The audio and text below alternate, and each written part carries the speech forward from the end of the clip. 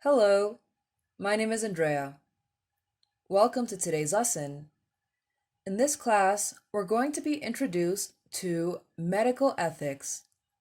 This lesson is divided into three parts. In part 1, we'll talk about GMC guidelines. In part 2, we'll discuss bioethical issues. And in part 3, we'll take a closer look at assisted dying. Let's get started. We'll begin with part 1, GMC guidelines. GMC stands for General Medical Council. Here, we'll see the ethical guidelines they propose. Then, we'll review some of the vocabulary included in the text. The duties of a doctor registered with the General Medical Council include 1. Make the care of your patient your first concern. 2. Treat every patient politely and considerately. 3. Give patients information in a way they can understand. 4. Keep your professional knowledge and skills up to date. 5. Recognize the limits of your professional competence. 6. Be honest and trustworthy. 7. Respect and protect confidential information. 8. Make sure that your personal beliefs do not prejudice your patient's care. 9. Act quickly to protect patients from risk if you have good reason to believe that you or your colleague may not be fit to practice. Now, let's see the meaning of the highlighted words. Care, protecting and looking after someone. Professional competence, level of specialized knowledge and skills. Confidential, private, secret. Prejudice, have a negative influence on. Risk, possibility of something bad happening.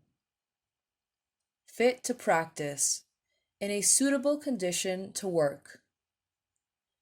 Next, let's see part 2, bioethical issues. These are some commonly debated issues in medical ethics.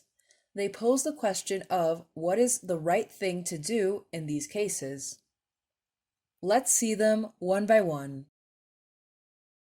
Euthanasia.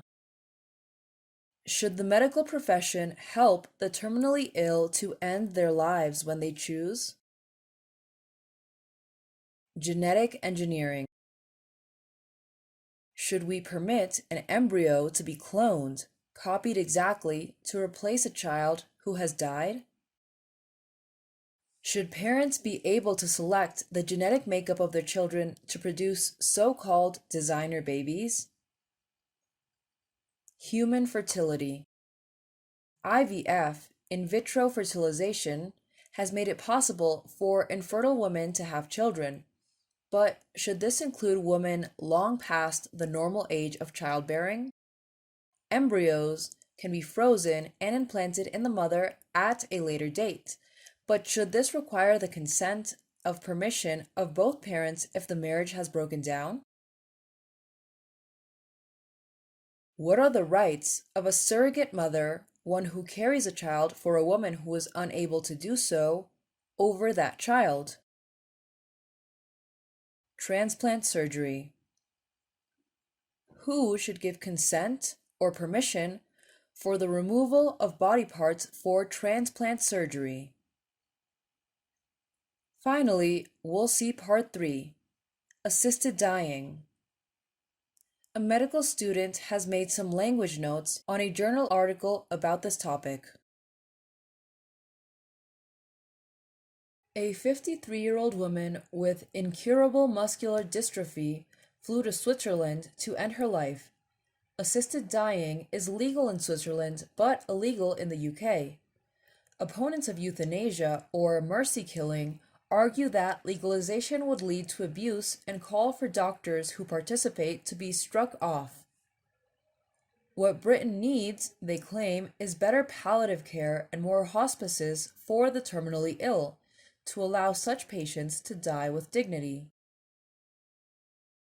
This follows a recent U.S. case where the husband of a woman who had been in a persistent vegetative state for 16 years was successful in having artificial feeding withdraw in spite of opposition from his wife's parents. Now, we'll review the highlighted vocabulary words. Struck off. Removed from the GMC register and banned from practicing medicine in the UK. Palliative care. Treatment to relieve rather than cure symptoms. Hospice. Facility providing care for terminally ill patients. Terminally ill. Not expected to live. Persistent vegetative state. Unable to speak or follow simple commands. Does not respond in any psychologically meaningful way.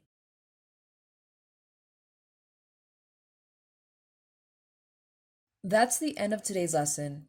I hope you found this class informative and useful. See you soon.